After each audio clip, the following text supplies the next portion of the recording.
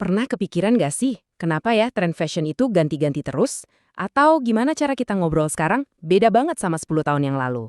Nah, hari ini kita bakal bedah nih kekuatan di balik itu semua, perubahan sosial.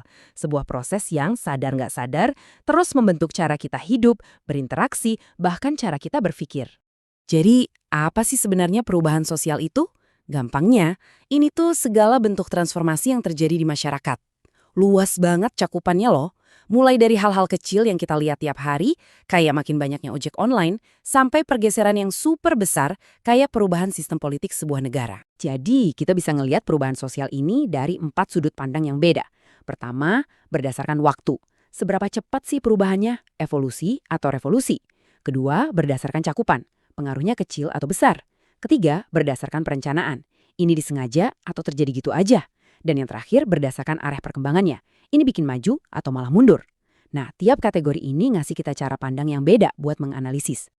Oke, pertanyaannya sekarang, dari mana sih datangnya semua perubahan ini?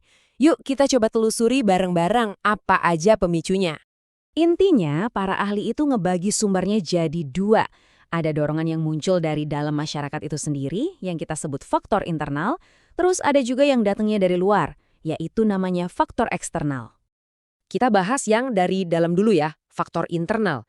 Contohnya, jumlah penduduk. Makin banyak orang, tentu kebutuhan rumah dan kerjaan juga berubah kan? Terus ada penemuan baru. Coba deh bayangin, hidup kita sebelum ada internet beda banget. Bahkan, konflik internal di masyarakat kayak demonstrasi besar-besaran, itu juga bisa jadi motor penggerak perubahan yang dahsyat. Sekarang kita lihat yang dari luar. Misalnya nih, bencana alam atau perubahan iklim.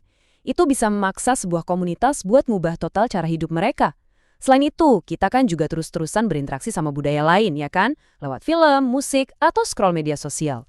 Ide-ide dan tren baru dari luar masuk dan pelan-pelan mengubah kebiasaan kita. Tapi ya gitu, yang namanya perubahan gak selamanya mulus. Selalu ada dua sisi mata pisau. Ada dampak positifnya, tapi ada juga dampak negatifnya. Mari kita lihat satu persatu. Sisi baiknya dulu deh. Perubahan bisa bikin pola pikir kita jadi lebih maju dan terbuka. Terus, pintu mobilitas sosial juga jadi kebuka lebar. Artinya, siapapun dari latar belakang manapun punya kesempatan yang sama buat sukses. Dan yang gak kalah penting, kesadaran kita soal hak asasi manusia juga jadi makin tinggi. Nah, ini dia sisi gelapnya. Kalau perubahannya terlalu cepat atau nggak merata, bisa-bisa malah menciptakan jurang kesenjangan sosial yang makin dalam antara si kaya dan si miskin. Dan sering banget nih di masa-masa transisi kayak gini muncul berbagai perilaku negatif di tengah masyarakat.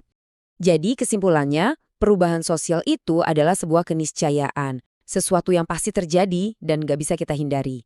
Dia akan terus-menerus membentuk masyarakat kita, membawa banyak kemajuan, tapi sekaligus juga ngasih kita tantangan-tantangan baru untuk kita hadapi bersama. Terima kasih sudah menyimak.